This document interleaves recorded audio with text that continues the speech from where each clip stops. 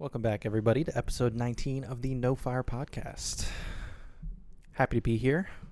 Happy to be talking to all of our lovely fans. Thank you for tuning in to another episode. And yeah, we're going to kick it off with the relationship corner. If you guys have never watched our podcast before, we do a period of the podcast that is focused on relationship topics, whether it's relationship stories, we're reading a Reddit post, whether we're talking about our own lives, people's lives who we know, whatever the case is. We talk about relationship stuff. We give our opinion on it. And yeah, that's what it is. So let's jump into it. So I have a question, and I don't know if I have an answer for it, but I'm curious to see if maybe you have an answer for it. Maybe you have a different perspective on this. What do you think is the biggest challenge that we've faced as a couple? I feel like I got pretty sick in the beginning of our relationship. And obviously, like, you didn't really know me. Mm-hmm. But I was, like, in and out of the hospital for those couple of weeks. I got hospitalized twice, 2-week intervals. Had to have surgery. I think we were, like, 2 months into dating. Yeah. Yeah, and I was sick and I was scared. And I feel like it's making me emotional. It was a lot for me, so. So it was a lot for you. Do you think that was hard for us as a couple? I think, yeah. I mean, you had to drive far to come see me. You got a flat on the way to the hospital, like.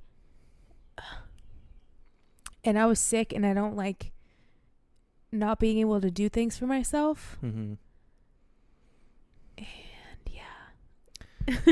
See, it's making me emotional. Yeah. I know that was like a hard time for you to go through that. Yeah. And, to kind of like feel helpless in that moment. But as a couple, I didn't see it as like a hardship on myself to like have to come and see you.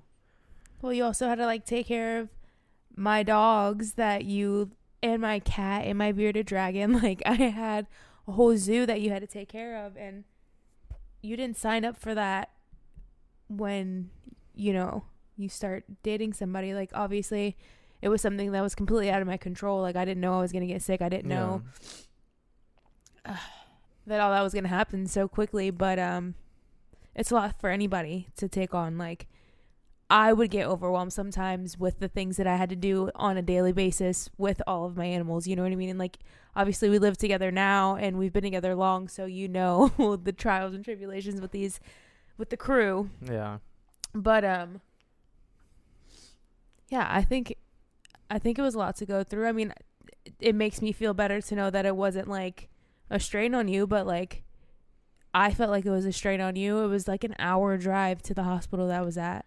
Like, I remember it vividly only because the points at which I was most stressed out about is obviously, like, I knew that you were going to be okay. I knew that everything was going to get figured out and that you were in the right place to get whatever help you needed as for, like, not mentally, physically.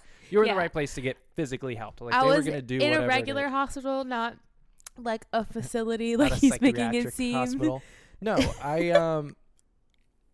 the part that's most memorable to me is I remember getting the flat tire. Yeah. But things that give me anxiety are very memorable in my mind, and having to go into a hospital without you there, like, guiding me through it, telling me where to go, what to do, who to talk to, is stressful for me. Very stressful. It gives me like crippling anxiety, but I had to come see you. So I had to do it. So I had to, man up and, push through. navigate the anxiety and, go to the hospital and ask somebody, do I need a visitor's pass to go back here? I know what room she's in. Can I just walk in here? I always thought that was weird. It's like, I knew what room you were in. And a couple of the times that I went in there, they made me get a visitor's pass. Sometimes, like, there'd literally be nobody at the front desk. It'd be like a ghost town in the hospital. I'm like, what if I walked in and I was hurt or something? Yeah. And I was just able to walk back to your room, but it was hard. It's hard to navigate a hospital if you're not used to being in one. Yeah. I mean, it's like a maze. The rooms and the floors and the areas. It's The like, maps are backwards and upside down, and am I walking into like an area where they do surgery, or like where am I walking right now? I can think of another stressful time. Wait, does that conclude? No, go ahead. When we were moving in a house together, Moving is very stressful. but the first house, Well, yeah, that's because we lost the house that we had signed and we a had lease for. 24 to 48 hours to find another home because we were supposed to be moving in that Monday. Yeah, but a situation like that, not that it wasn't You stressful. were stressed again. Okay. We I- have different stressors, obviously. Yeah, definitely different stressors. But I didn't have to interact with anybody to go find the next house. It's social interaction. It's social anxiety that's like Yeah. bad for me. So like I was just able to go and look and find another house and be like, hey, this is the one we want. We're good. Yeah, I was stressed. Yeah. I was trying to think of like what our biggest obstacle was, and I couldn't think of anything that felt like monumental to me. Yeah, I guess the house thing wasn't really like an obstacle. I feel like like my hospitalization was, Mhm. I mean, obviously to you, I guess it didn't feel like an obstacle, but in my mind, it did feel like an obstacle. Yeah, I totally forgot about that. Yeah, I was so early. It was so early It into was a early on in the relationship. relationship, yeah. Yeah, I don't know if I can think of anything else. I think maybe you getting used to Ghost was a bit of an obstacle. Oh yeah, that honestly, the hair was like the biggest obstacle. Yeah. You can't explain it to other people unless they have a husky to understand what the shedding's like. You know what I mean? Like yeah. somebody can tell you that a dog sheds a lot, but until it's layering everything in your home like a layer of dust does, you don't understand. We went to Sam's Club today and we got a case of Coke Zero, and I was walking in with it, 35 cans of Coke Zero, and the plastic on one side slipped out of my hand, so I was just holding it with my right hand, and I had other stuff on top of it, so it was just hanging down, and every single can was dropping. One of them broke, totally fine, whatever, we picked it up. But when we picked it up, every single can of Coke was coated in dog hair. Mm-hmm. And that was an area, like, she lays down over there. Mm-hmm. But, I mean, we probably vacuumed, I don't know, 24 hours ago or something. It's not like the area hasn't been cleaned recently. It's always falling out. There's so much of it. And, like, obviously you look at her and you can see that she's, like, a hairy dog. Yeah. But undercoat is so real. And obviously we've dealt with it. We've brushed it out. We've taken her to the groomer. We've done the grooming ourselves. We live, eat, and breathe the hair. Like, it is what it is. Yeah. But it's not something that you can really explain until you live with it. Yeah, you got to experience it to understand it, that's for sure. That was definitely an obstacle in the beginning. Yeah. She was also driving me crazy. The howling, like, no, I like the talking. You induced the howling. It wasn't the howling. It was. She used to be so much less vocal before you. Like, in the last, like, 2 years, she's like annoyingly loud sometimes, but didn't talk at all.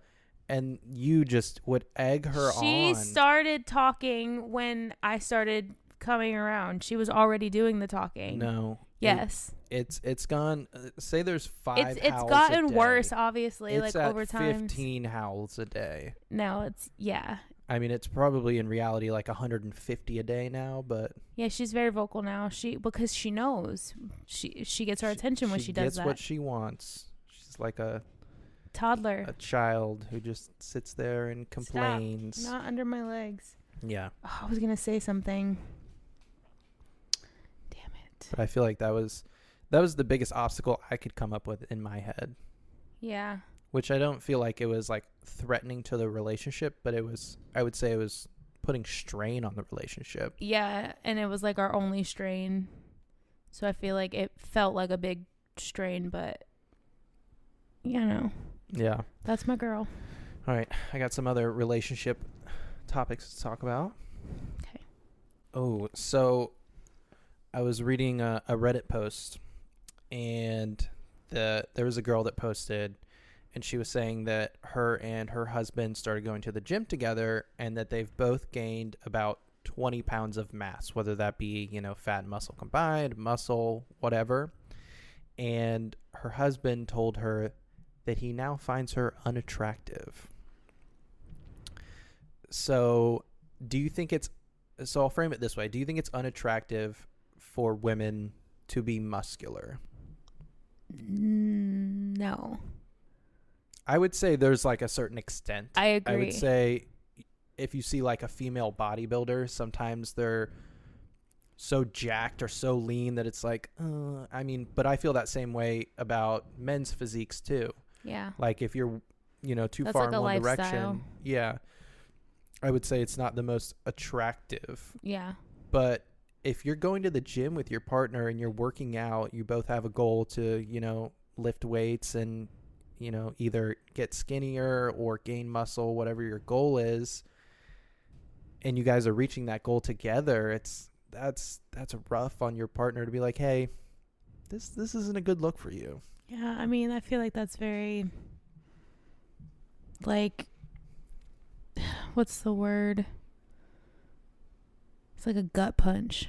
I mean, we've had the conversation about couples gaining weight, but I mean, this is like a step in the opposite direction. It's like, oh, you're doing something that's healthy for you. Yeah, you don't look very good now. Maybe it's an insecurity. Maybe. Could be. Maybe she looks better now and he doesn't want her to look too attractive for other guys, maybe? Maybe he wants to be the more attractive one. Could be. Could be.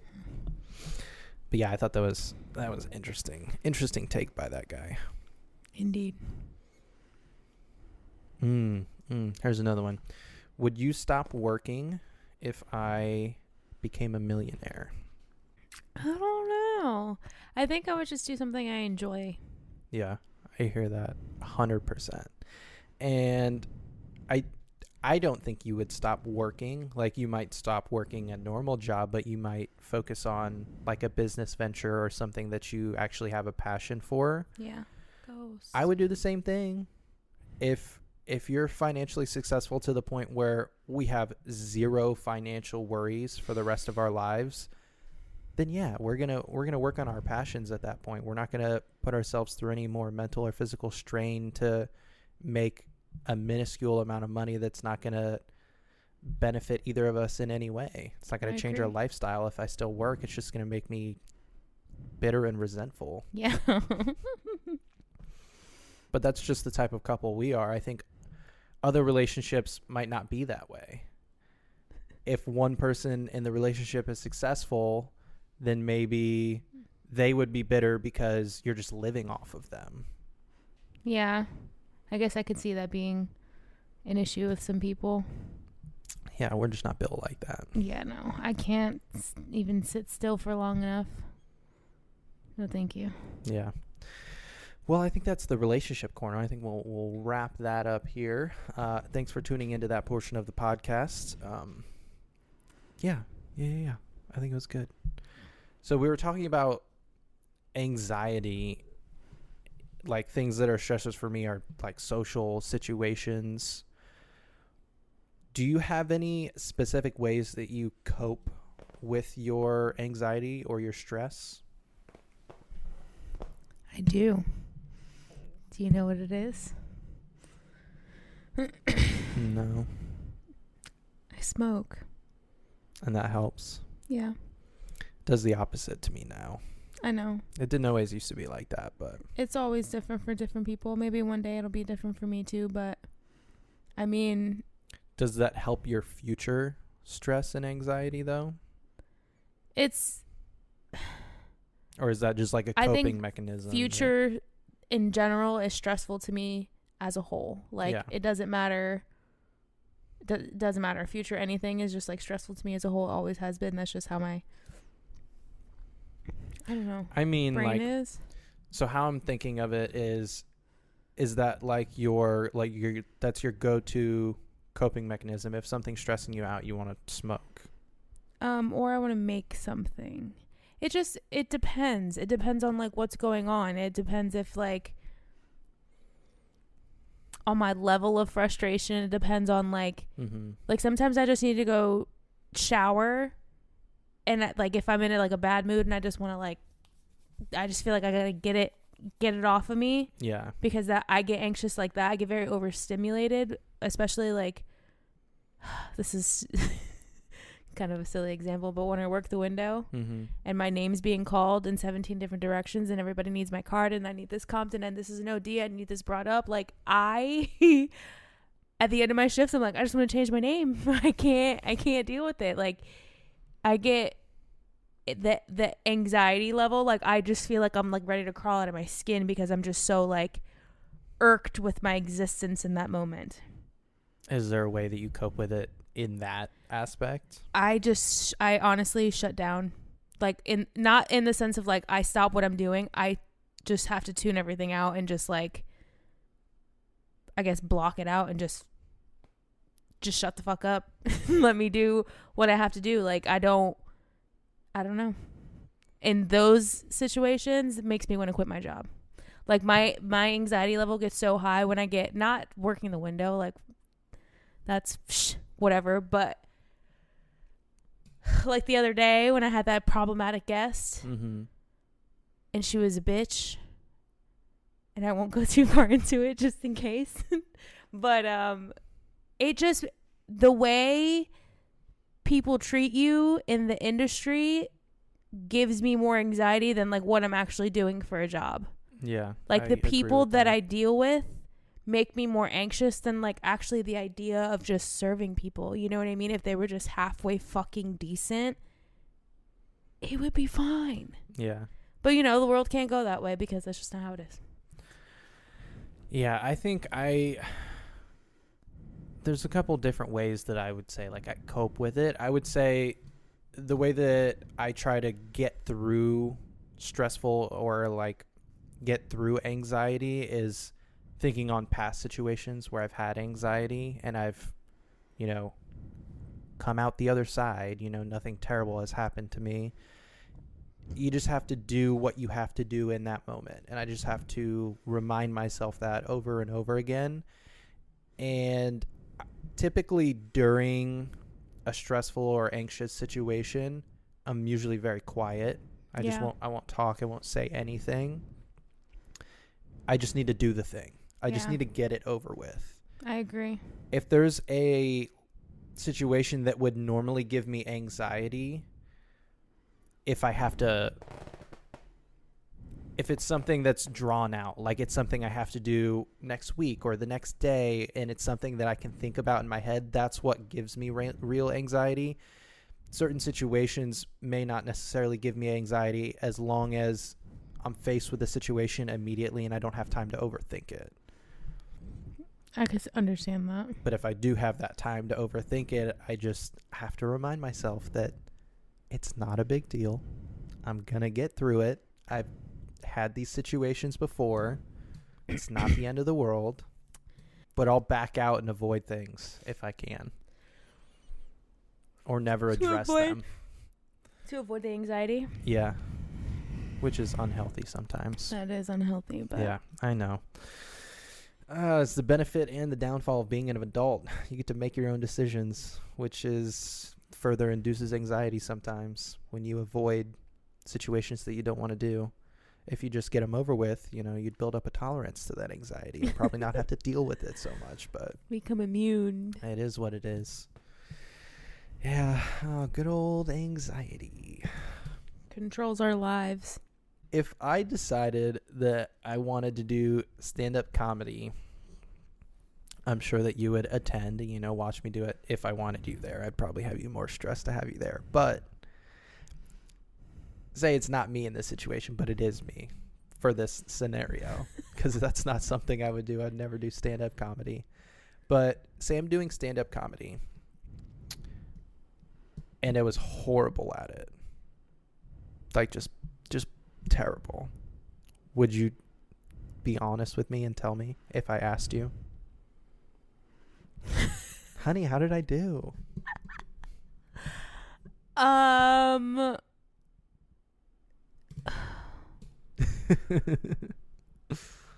want to say that I would be honest with you, but I would like be nurturing about it. Yeah. I wouldn't like be like you fucking blew it. I would definitely be more like, sugarcoaty for you. Yeah. Which is hard for me to do, but I would do it for you. Yeah, I think you would too. Hmm? I said I think you would too. Yeah, I would. I don't know what I would say if the roles were reversed. No, I don't think I would. I'm sure I'd sugarcoat it somehow. Yeah. Because you don't want to hurt my feelings. I'd probably just focus on the good stuff. It's so brave of you to get in front of everybody and do that. What an accomplishment. So brave. What a interesting choice of words. I don't know what else I would say. When you're growing up, did you believe in mythical creatures like Sasquatch and the Loch Ness Monster? Yes. So did I. I can't remember when I decided that I didn't believe in those things anymore. The chupacabra. I think it's when I started watching, because I would go down these rabbit holes on the internet. Because as I was growing up, the internet was just getting better and better. And when I was still pretty young, YouTube came out and people would come out with Sasquatch sightings or like proof of the Loch Ness Monster, and I would watch all those videos, and maybe those videos are what kind of like deterred me because they were just so poorly made and just not convincing. But there are like mythical things that I still believe in that haven't been proven, Like Bigfoot? like aliens, ghosts. Ghosts are proven. Are they though? Yeah, they are. Are they? Yeah. Like I'll see, we're watching a show called Evil right now, and it's about a guy who's in training to be a pastor or priest. He's in training to be a priest, and then a psychologist and like a tech guy. The psychologist and the tech guy don't believe in anything whatsoever, and the priest in training obviously wholeheartedly believes in that stuff. He's a Catholic priest. Yeah. And all these situations come up, and sometimes there's logical reasons why things happen, and sometimes there aren't. And I feel like I'm more like the psychologist and you're more like the priest. Kind of. I don't know, but I still... It's funny because it still scares me. The idea of ghosts and demons, it scares the shit out of me. Yeah, you just... Like, I'm turning off the lights in the house after watching an episode, and it's not like a scary show. It's kind of scary. I'm not like a fan of like exorcist type things because I believe in all of that kind of stuff, and like that scares the shit out of me, like the exorcist type of things. And the show has exorcists in it, and it's the speaking in tongues brutal. And like the yeah.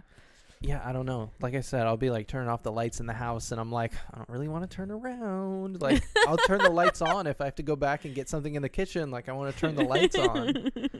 I don't know why that's like ingrained in me, that I'm like fearing something will happen. I have had that my entire life. That's crazy that that's like a now thing because of what you... Well, no, it's been in my entire life, but it only bothers me when I start watching supernatural things. Like if I go see a movie, or it'll just remind me of that fear. Like it's re-unlocking that door. It's opening that door back up.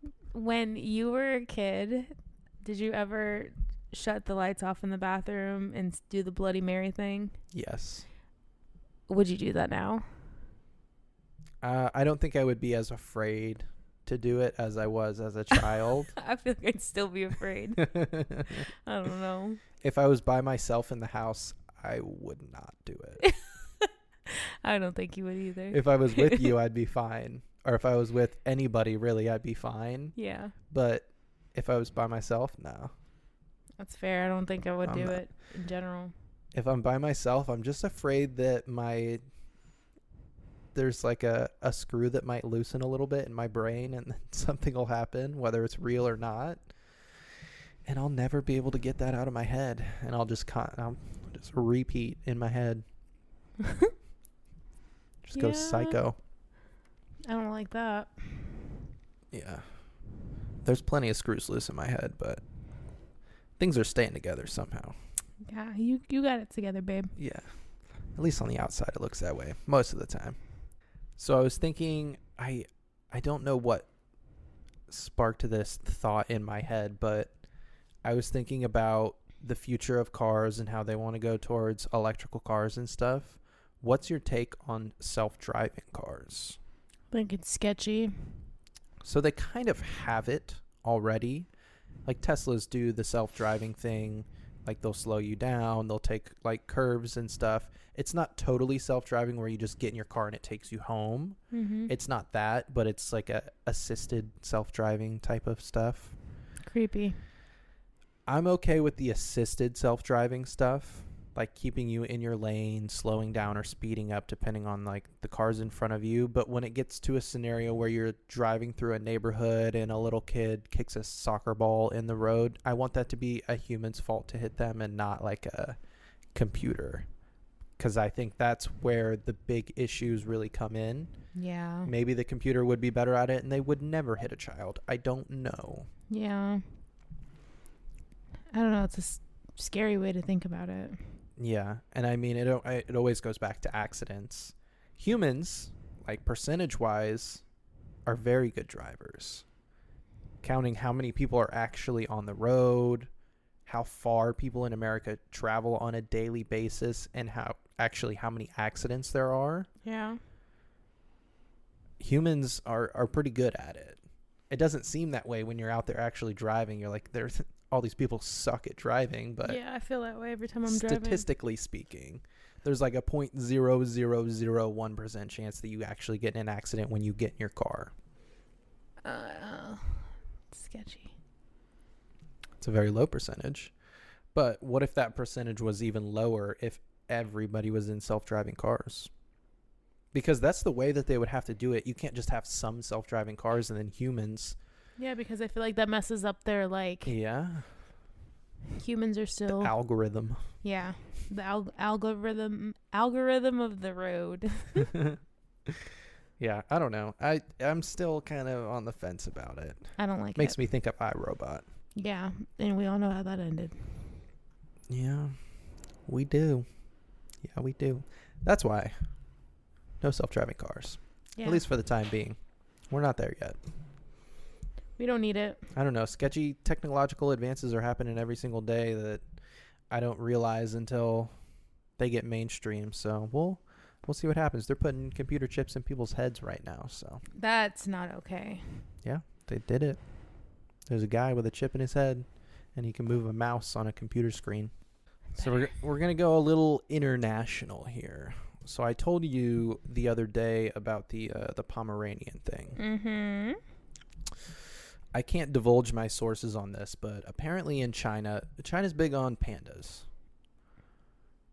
We rely on China for our pandas, and I think they have the largest population of pandas in the wild and in captivity.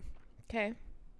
Well, for a while, China was taking Pomeranian puppies and painting them like pandas. Very cute. And putting them in the zoo. And they look like debatably, like if you just saw it in the corner of your eye, you're like, yeah, it's a baby panda. From far away. Yeah, if you sat there and stared at it, you'd be like, those ears are awfully pointy. Mm-hmm. That looks kind of like a dog. So I think you'd be able to tell, but maybe they were having trouble getting the pandas to mate, and they didn't have, or maybe it's a draw to have like a bunch of little baby pandas. So they were like, oh, we can pump out some Pomeranians and just paint them. Yeah, because then they say small forever. Oh, that's true. I didn't think about that. And they always have baby pandas. So they always have baby pandas, just a bunch of little Pomeranians running around. What happens when they bark? Oh.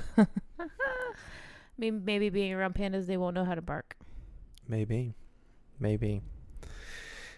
On another international topic, if you had to guess what percentage, I guess this isn't international, this is about the United States, but it's going to be international. If you had to guess a percentage, what percentage of households would you say have air conditioning in the U.S.?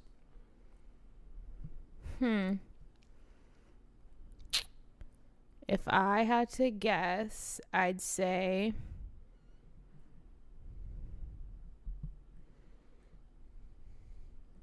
60% of households. 90%. Interesting. I was gonna highball it, but I thought maybe lowballing would be better. It's gone up drastically in the last 10 years. Mm-hmm. I think 10 years ago it was probably like 65, 70%, and it's grown rapidly over the last decade. And I think we're at like 89%. So almost 90% of households in the United States have air conditioning. And I think we have a skewed view of air conditioning because we live in Florida and it is so hot. Yeah. It's so hot out right now. It's 93 degrees. The high today is 96. If we didn't have air conditioning, I genuinely think that our dogs might die. Yeah. It would get so incredibly hot in this house. And uncomfortable. I'm sure there's areas in America where you hardly have to run your AC. So it might not be necessary in every household, but every household in Florida for sure, the southern states for sure. Like the summer months are absolutely brutal. The humidity, you have to have air conditioning. And then in northern states, it gets so cold that you need heat. A fireplace isn't going to cut it for the entire household. You're going to go, you'd have to have multiple fireplaces in your house. You go to sleep, you need a fireplace in your room. Like, I mean, there's places where it gets to negative degrees. So, yeah. So you need that central cooling and heating unit.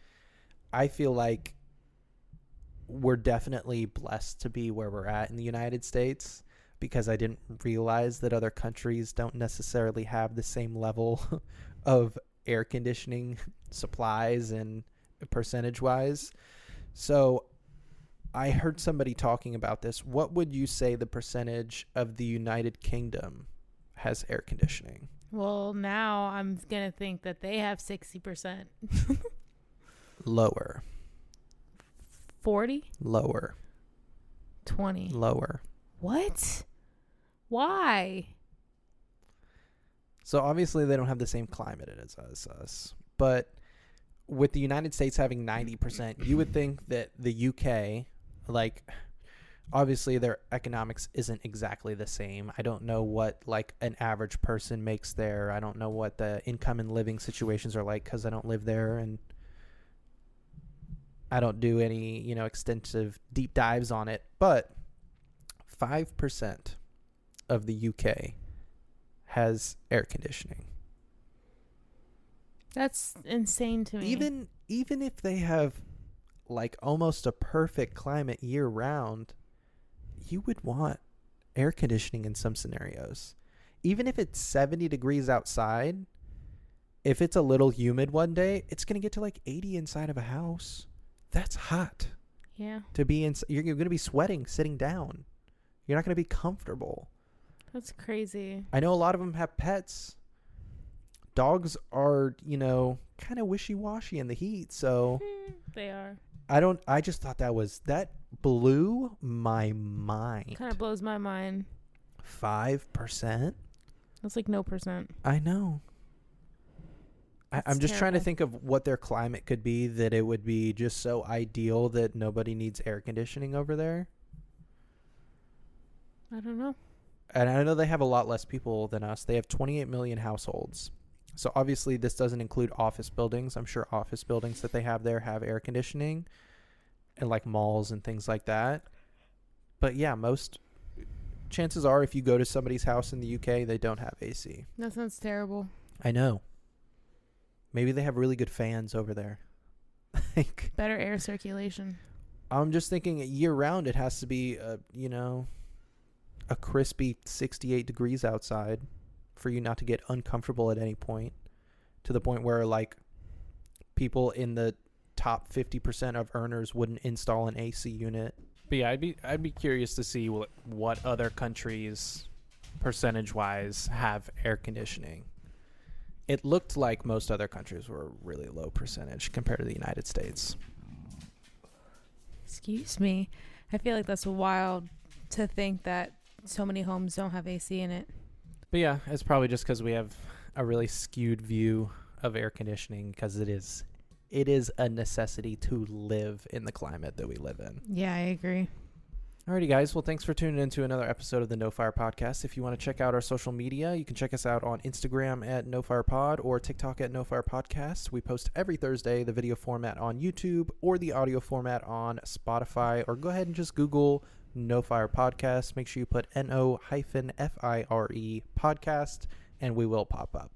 Thanks for tuning in. We'll see you guys next week.